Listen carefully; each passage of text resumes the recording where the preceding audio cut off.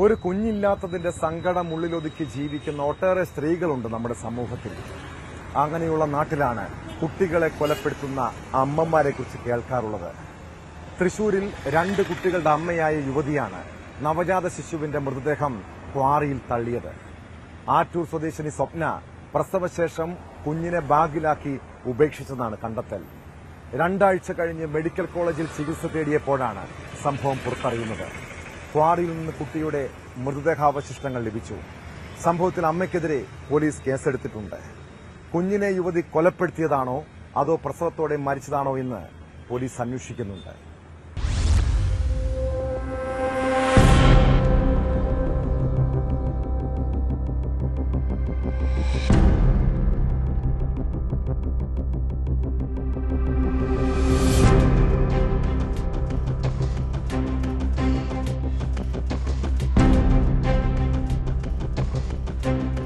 അമിത രക്തസ്രാവത്തെ തുടർന്ന് കഴിഞ്ഞ ദിവസം യുവതി മെഡിക്കൽ കോളേജിൽ ഇത് സംബന്ധിച്ച് കൃത്യമായ മറുപടി നൽകാതെയായതോടെ പോലീസിൽ വിവരമറിയിക്കുകയായിരുന്നു. ചോദ്യം ചെയ്യലിലാണ് കുട്ടിയെ ഉപേക്ഷിച്ച കാര്യം സ്വപ്ന സമ്മതിച്ചത്. പാലക്കാട് കൂനത്തറയിലെ ക്വാറിയിലാണ് കുഞ്ഞിനെ ഉപേക്ഷിച്ചത്. തുടർന്ന് ചെറുതുരുത്തി പോലീസ് നടത്തിയ അന്വേഷണത്തിൽ ക്വാറിയിൽ നിന്ന് മാസം തികയാതെ പ്രസവിച്ച കുഞ്ഞിന്റെ മൃതദേഹാവശിഷ്ടങ്ങൾ കണ്ടെത്തി.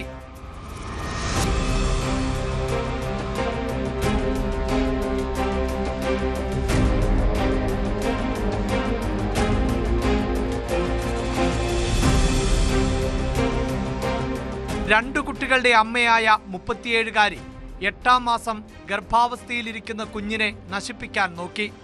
കുടുംബ പ്രശ്നങ്ങളായിരുന്നു കാരണം. ദിവസങ്ങൾക്ക് മുമ്പ് യുവതി ഗർഭഛിദ്രത്തിനുള്ള മരുന്ന് കഴിച്ചിരുന്നു.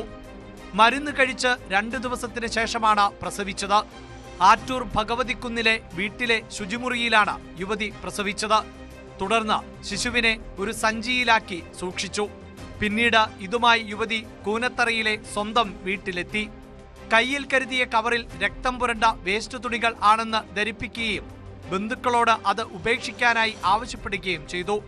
സഞ്ചിയിൽ നവജാത ശിശു ഉണ്ടെന്ന വിവരം അറിയാതെ യുവതിയുടെ സഹോദരനാണ് ഇത് സമീപത്തെ ക്വാറിയിൽ ഉപേക്ഷിച്ചത് എന്നാണ് വിവരം.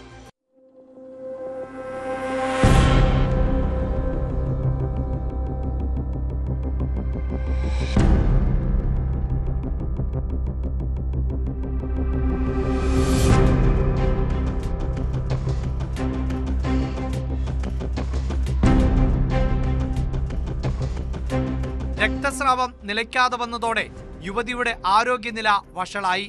ഗത്യന്തരമില്ലാതെയാണ് കഴിഞ്ഞ ദിവസം തൃശൂർ മെഡിക്കൽ കോളേജിൽ ചികിത്സ തേടിയത്.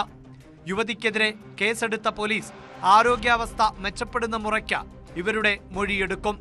പ്രസവ സമയത്ത് കുഞ്ഞിന് ജീവൻ ഉണ്ടായിരുന്നോ എന്ന കാര്യം പരിശോധിക്കുകയാണ് പോലീസ്.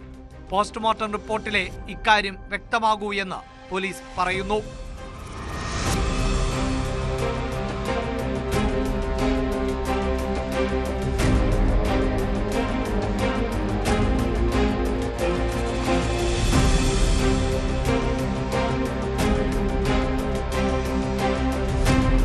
ന്യൂസ് 18 തൃശൂർ, പാലക്കാട്.